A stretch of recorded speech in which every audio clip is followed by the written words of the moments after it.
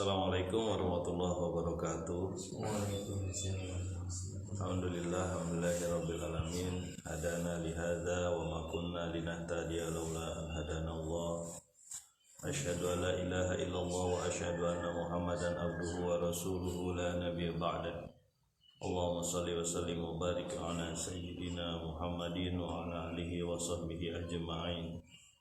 Amma ba'd. Ayyuhan nas ittaqullaha haqqa tuqatih wa la tamutunna illa wa antum muslimun. Shadaqallahu wa sadaqa rasul karim. Alhamdulillahirabbil alamin. Jamaah kampung taqwa asal rahimakumullah. Mari kita lanjutkan lagi masih di surat Al-Ahzab.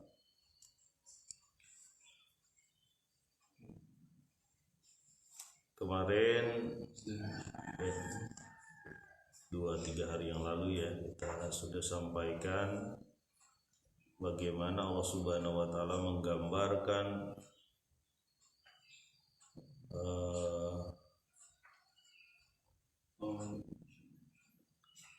suasana kota Madinah ya, yang dikepung dari banyak arah ya, dikepung atas bawah depan belakang dengan tujuan pengepungan tersebut adalah menghancurkan kaum muslimin Nabi Muhammad SAW.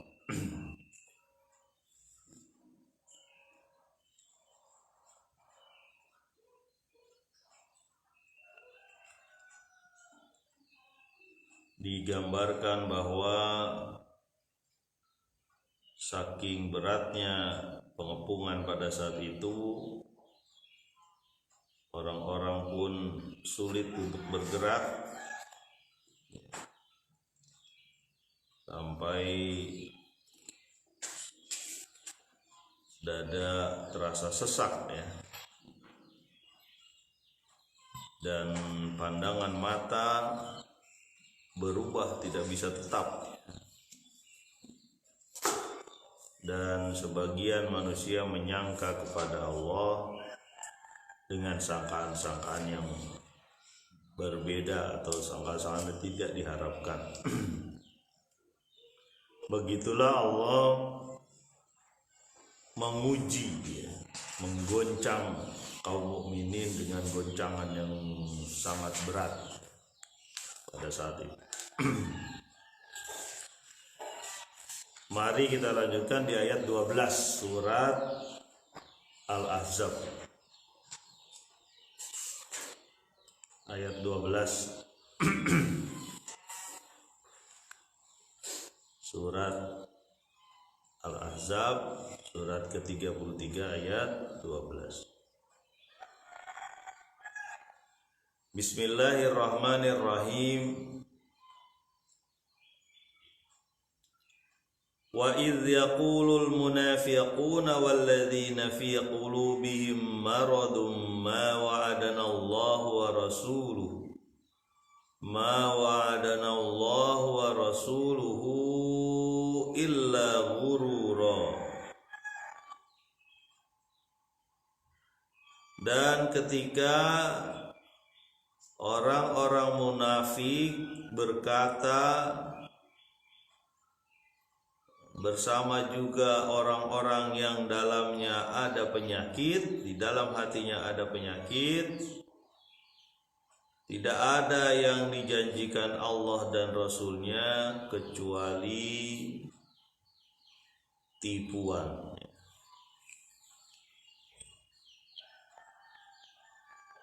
Jadi ini perkataan dari orang-orang munafik.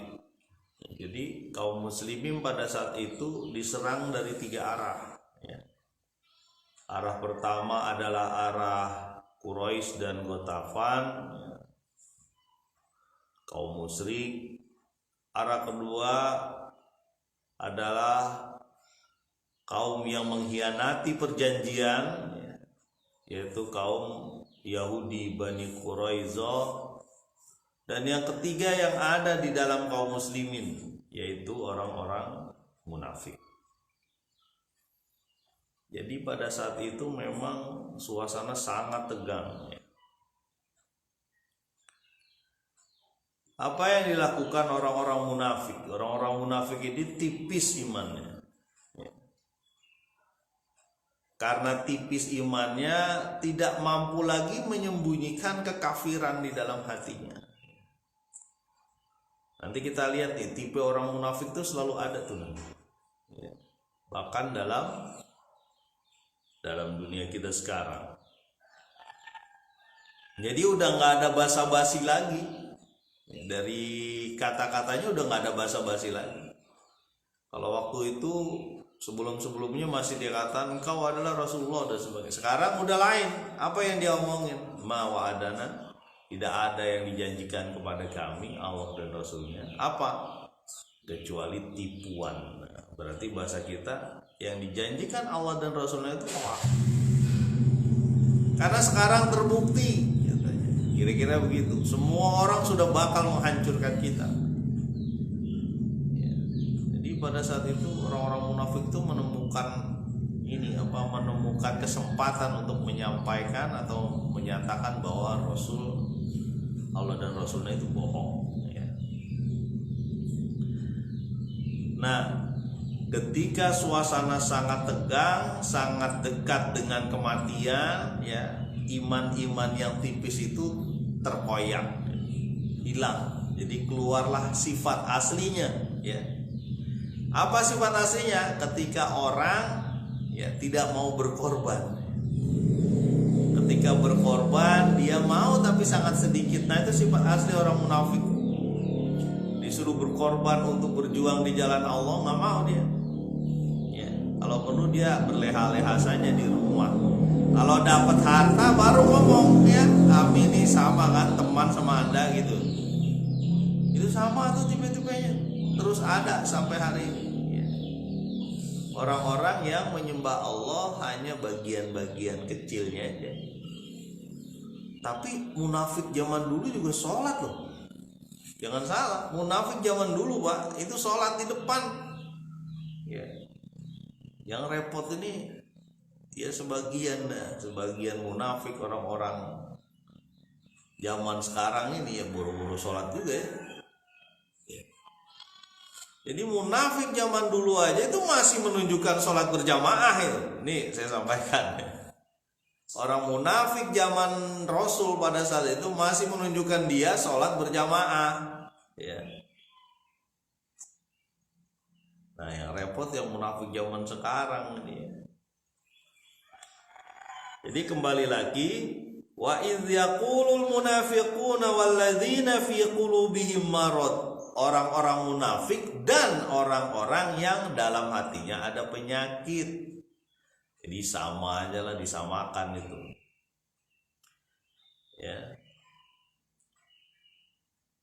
Ma wa'adana Allah wa rasuluhu illa ghurura. Yang dijanjikan Allah dan Rasulnya adalah tipuan, hoak, bukan benar. Buktinya sekarang,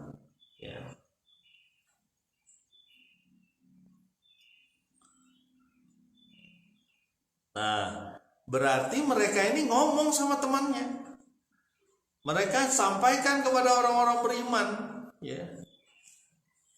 Kalau perlu, kalau bahasa lainnya itu kan saya udah bilang kan gitu. Bohong aja itu Muhammad. Kita sekarang ini mau buang air juga udah susah. Saking beratnya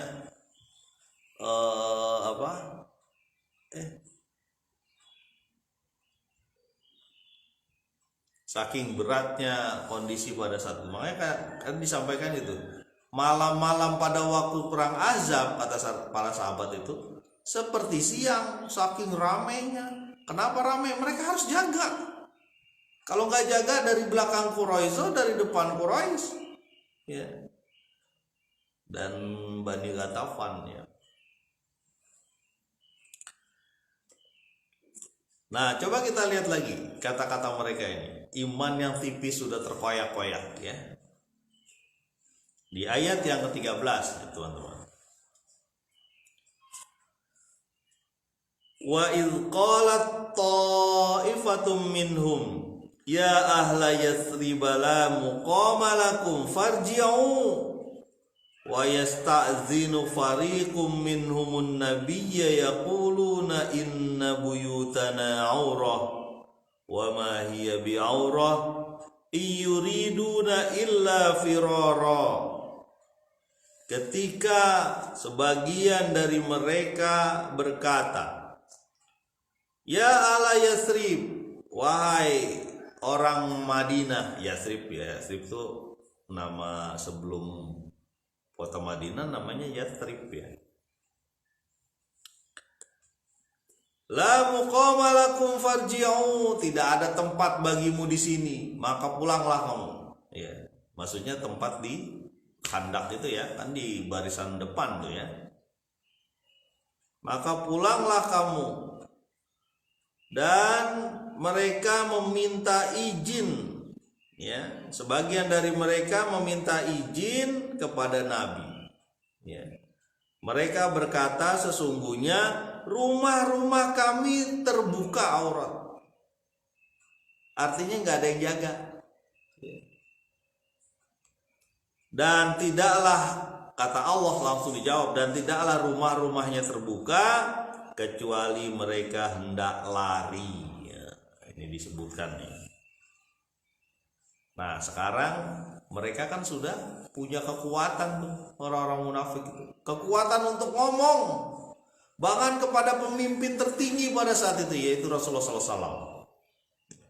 Apa yang diomongin ya? Ilqala ta'ifatu minhum ya ahla Yathrib la muqama lakum farji'u. Pertama yang diomongin kepada pengikut Muhammad. Apa yang diomongin? Wahai orang-orang Madinah, nggak ada tempat kamu di sini. Ayo pulang. Sampai ngomong gitu. Pulang aja kita. Ngapain kita di sini? Ya, mendingan kita jaga-jaga itu keluarga kita. Di akhirnya nampak ketakutan mereka, nampak disampaikan lewat mulut-mulut mereka. Ya, kan begitu ya. Orang-orang munafik itu ada juga yang ngomong-ngomong, nyampain ke orang-orang. Apa yang disampaikan? Bahaya nih kalau orang ini terus bergerak, ya. Orang ini terus melakukan hal mungkin di masyarakat atau apa. Ini berbahaya bagi masyarakat kita, begitu. Jadi ada orang-orang tuh yang nggak benar terhadap orang-orang yang melakukan kebaikan, ada terus kok sampai sekarang. Ya. Sampai dia bilang apa nih? Ya, ya ahla Yathrib, la muqama lakum farji'u. Udah pulang aja kita. Ya. Ini seperti suksesnya salah satu gembong munafik membawa pulang orang-orang dari perang Uhud, 300 orang pada saat itu. Ya, Abdullah bin Ubay ya. Abdullah bin Ubay bin Salul. Itu ngajak 300 orang kembali dari perang Uhud. Gak usah datang. Ya. Kalau dari 1000 orang, 300 orang pulang, goncang 30%. Ya. Nah, mereka juga ini yang di kasus perang Ahzab ini ya, meminta orang-orang supaya pulang. Ya. Baliklah kamu ke Madinah, ngapain di sini? Gak ada yang dijanjikan Allah dan Rasulnya itu palsu. Ya. Cuma hoax saja. Jemaah Kampung Takwa Astagfirullah ya, dan teman-teman yang mendengarkan siaran ini ya, dimanapun Anda berada. Tidak cuma kepada teman-temannya, ya, sesama pengikut Muhammad. Mereka kan menyatakan pengikut Muhammad ya. Ini juga disampaikan kepada pemimpin tertinggi Madinah pada saat itu, yaitu Rasulullah. Apa yang disampaikan? Minta izin, ya. Wa yastazinu fariqum minhumun nabiyya yaquluna inna buyutana aurah. Mereka meminta izin kepada Nabi, kepada Muhammad, dan menyatakan bahwa rumah-rumah kami terbuka aurat. Ya. Makanya jaga auratnya dong. Jaga yang sesuatu yang terbuka ya. Maksudnya terbuka kalau di ayat ini adalah gampang diserang orang. Jadi dia menggunakan alasan itu. Ada alasan-alasan. MBA itu benar, manusia banyak alasan. Ya, saya nggak mau perang ya Rasul. Itu rumah saya nanti siapa yang jaga? Itu ada anak saya, ada istri saya. Di belakang kita ada Quraizah. Kapan aja dia bisa serang. Ya. Karena yang namanya perjanjian itu, perikatan perjanjian antara Rasulullah dengan Bani Quraizah itu ada perikatan militer juga. Kenapa? Tidak saling nyerang. Tuh perjanjiannya kan begitu. Karena Bani Quraizah itu punya kekuatan serangan dan saling melindungi. Ya, kalau Madinah diserang, Quraizah melindungi. Kalau Quraizah diserang, Madinah melindungi. Kaum muslimin melindungi. Itu ikatan antara kaum muslimin, itu ibaratnya ditandatangan, di stempel, di MOU lah kira-kira begitu. Ya. Nah, orang munafik ini menyampaikan bahaya, wahai Nabi, kalau nggak ada yang jagain gimana nanti? Anak istri kita terbunuh dong, kira-kira begitu. Jadi keluar tuh sifat-sifat mereka tuh keluar. Itu ciri-ciri orang munafik. Ketika diberi tantangan untuk melakukan pengorbanan, nggak mau dia. Kalau yang ringan-ringan aja dia mau. Ya. Jadi daya juang untuk menjadikan Allah sebagai tujuan nggak ada di dia. Ya. Terkelupas semua kulit-kulit munafik pada saat itu. Itu kelihatan tuh apa? Kalau ada sesuatu yang enak, baru mereka berbondong-bondong datang. Ya, biasa tuh munafik itu begitu. Kalau ada sesuatu enak, nggak perlu ada perjuangan, datang berbondong-bondong. Ya, ini saya sampaikan sendiri ya. Kenapa? Saya ngobrol tuh. Ada seorang murid, ini murid di sini. Ya. 2 hari yang lalu lah, 3 hari yang lalu lah saya ngajar. Ya, yang rajin ya ngajinya, saya bilang gitu kan sama anak-anak nih, anak-anak. Ya Pak, minta hadiahnya dong katanya.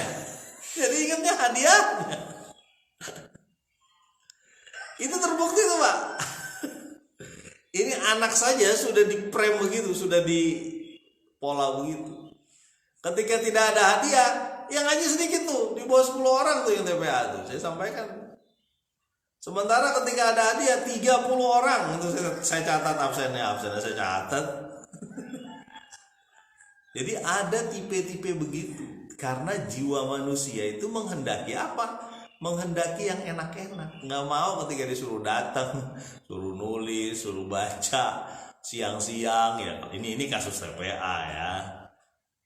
Saya membicarakan anak-anak nih, bukan membicarakan orang dewasa. Kalau orang dewasanya merasa ya gimana lah kira-kira gitu. Karena sifat manusia tuh ada begitu. Nah itu yang harus kita kikis. Ya. Kita yakinkan bahwa ketika kita datang, ya, mengikuti perintah Allah dan Rasulnya. Ya, Fauzan, saya Fauzan. Itu pasti ada sesuatu yang Allah berikan, nggak usah khawatir. Yes. Itu cuma perangsang saja. Kalau ada rizki atau apa yang dibagi itu perangsang aja. Jangan itu dijadikan tujuan, salah ya. Bukan dijadikan tujuan ya. Kalau itu dijadikan tujuan, kasusnya kayak gini. Nggak ada apa-apanya lah, ngapain palsu, udah kita balik-balik gitu ya. Sifat-sifat ini kita harus kikis. Kita ada, di diri kita ada. Ya. Niat untuk melakukan sesuatu karena sesuatu itu ada. Makanya niat kita melakukan sesuatu karena Allah, dapat ganjaran dari Allah, dapat surganya Allah, dapat ridhonya Allah ya. Yang sampai kayak gini nih kasusnya nih ya. Ini Pak Arfan curcol bagaimana? Bukan, kemarin saya ngajar. Jadi itu nyata tuh, anak-anak yang ngomongin, Pak minta hadiah. Jamaah kaum takwa asten rahimakumullah. Wa yastazinu fariqum minhumun nabiyya yaquluna inna buyutana aurah. Ya. Jadi ada utusan dari salah satu kelompok suku di Madinah pada saat itu meminta izin kepada Nabi, ya. Sampai dikasih tahu kepada pemimpin Ansor Sa'ad bin Mu'az waktu itu. Ya. Saat itu orang kampung itu minta izin loh ke Nabi. Kata Sa'ad, jangan diizinin yang Nabi gitu. Dia mah cuma ngomong aja gitu. Tapi Nabi kan gak bisa. Bagaimana Nabi mengetahui hati orang? Gak bisa, ya. Walaupun Nabi itu punya daftar, ya. Nabi itu punya daftar orang-orang munafik yang disampaikan kepada Huzaifah, ya, untuk persiapan jangan sampai ini mengacaukan strategi kaum mukminin. Jadi disampaikan ke Huzaifah daftar nama orang munafik, ya. Jadi penyimpan rahasia Nabi itu Huzaifah itu, ya. Nah, ketika tahu daftar itu, Umar bin Khattab sampai nanya itu. Saking takutnya bahwa dia adalah orang munafik, Umar bin Khattab itu sampai nanya, "Wahai Huzaifah, ada saya kah di daftar itu?" Coba bayangin, Umar orang ketiga pada saat itu. Pertama Nabi Muhammad SAW, kedua Abu Bakar, ketiga Umar. Orang ketiga yang yang berpengaruh pada saat itu masih takut kalau ada sifat munafik di dia dan dicantumkan di daftar Nabi SAW. Kata Huzaifah, nggak ada ya Umar. Jadi orang-orang munafik itu masif, ya, kalau kita terus menerus tekanannya, ya, sampai kayak gini nih. Alasannya kelihatannya logis, ya nggak? Iya ya. Rumah kita nggak ada yang jagain. Dari belakang ada musuh, dari depan ada musuh. Kita sebagai orang yang bertanggung jawab terhadap keluarga, ini. Kita orang yang bertanggung jawab terhadap keluarga, punya kewajiban untuk bertanggung jawab terhadap keluarga, maka saya urus keluarga saya dulu. Ya. Ngapain ngurus orang lain? Ngurus keluarga saya dulu. Ya. Mohon maaf ya Nabi, ya, saya ngurus keluarga saya dulu nih. Perjuangan dan sebagainya urusan Anda lah. Sama tuh kayak orang yang ngomong kepada Musa, "Wahai Musa, kamu sendiri aja lah yang berantem sama orang-orang gede-gede itu. Kami di sini duduk-duduk. Kamu sama Tuhanmu lah sana." Itu orang Israel, teman Israel. Ketika diberikan tantangan untuk berjuang, dia ngomong, ya, jangankan berjuang untuk meningkatkan ilmu saja, itu nggak mau. Alasannya apa? Saya sibuk. Saya capek, saya nggak ada waktu untuk itu. Nanti bisnis saya kacau kalau saya datang. Ya. Kalau saya datang ke pengajian, waktu saya habis. Ya. Mungkin ternak saya rusak, mati. Mungkin bisnis saya hancur. Mungkin tanaman saya banyak hamanya karena nggak diurus gara-gara saya ngaji. Pak Arfan nih kalau ngomong langsung begitu, ya iyalah, orang saya tahu. Saya ngomong ini kebayang orang-orangnya, tapi saya tidak sebutkan. Kalau saya sebutkan namanya fitnah, nggak boleh, ya. Karena harus diusahakan. Kita buktikan bahwa Allah itu nomor satu, ya. Yang lain itu di bawah Allah, Rasul, dan berjuang di jalan Allah, berbuat kebaikan menuju Allah, itu nomor satu. Cintanya begitu, cinta kita harus ada di tingkat atas tuh Allah tuh. Ya, namanya tingkatan cinta tuh, ya. Ada di surat At-Taubah. Itu sudah sampaikan dulu. Jamaah Kampung Takwa, rahimahullah, dan teman-teman yang mendengarkan, melihat sihat ini. Apa jawab Allah Subhanahu wa taala? Ya, dikupas semua kulit-kulit munafik pada saat itu, disampaikan. Ini jawaban Allah. Ya. Apa jawaban Allah? Wa ma hiya bi aurah. Kata Allah, enggak. Rumah mereka bukan terbuka. Itu alasan. Alasan saja. Alasan orang-orang yang lemah, tipis imannya. Ini juga biar kaum mukminin yang lain tahu. Jadi logikanya itu, logika bahwa dia urusan keluarga kami dulu lah yang harus didahulukan ya. Itu logika yang salah. Makanya Allah Subhanahu wa taala mengatakan bukan masalah terbukanya rumah. Apa yang disebutkan Allah ujungnya ini ya. Ini yang ngeri ini ya. Iyuriduna illa firara, sesungguhnya mereka itu hanya pengen lari. Ya. Mereka hanya pengen lari dari berjuang di jalan Allah. Bukan karena rumah-rumahnya yang terbuka, bukan karena anak istrinya mengharapkan perlindungan dia, bukan karena keluarganya memang harus ditolong, bukan. Tapi mereka mau lari dari perjuangan ini. Dengan tekanan yang demikian berat mereka mau lari. Ya, pada balik mereka. Ya. Nabi waktu itu memang ya kalau mau balik ya balik. Gimana yang mau berjuang. Masa Nabi tarik tangannya? Nggak mungkin. Ya, sama di kita juga begitu. Masa kita tarik orang datang ke masjid? Kan nggak mungkin. Masa kita tarik orang datang kayak PPKM itu dijaga ke sono ke sini. Ya, nggak boleh ke sini, nggak boleh bisnis, nggak boleh kerja. Kamu ngaji dulu sekarang, nggak bisa. Ya, kenapa? Karena hati manusia itu nggak bisa. Makanya kata Allah Subhanahu wa taala, bukan alasannya itu. Alasan utama dia adalah hati lemah, lari dari perjuangan di jalan Alhamdulillah. Mudah-mudahan kita ini kalau kita mendengarkan ya, kita melihat Al-Quran, mendengarkan Al-Quran seolah dia berbicara sama kita. Kita ngomongin begini ini jadi berbicara gitu, bahwa Al-Quran ini memang hidup ya.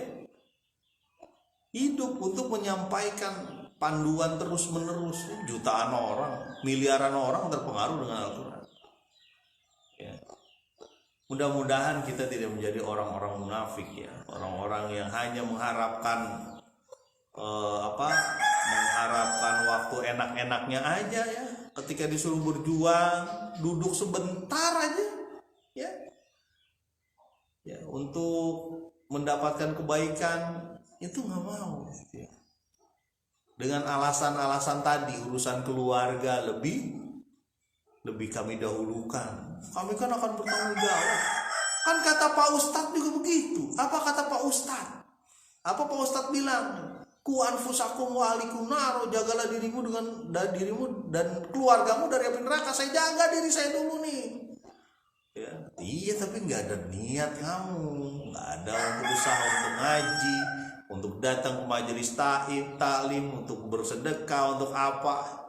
Pribadi aja. Mudah-mudahan kita tidak seperti itu. Subhanakallahumma wa bihamdika asyhadu alla ilaha illa anta astaghfiruka wa atubu. Assalamualaikum warahmatullahi wabarakatuh. Waalaikumsalam.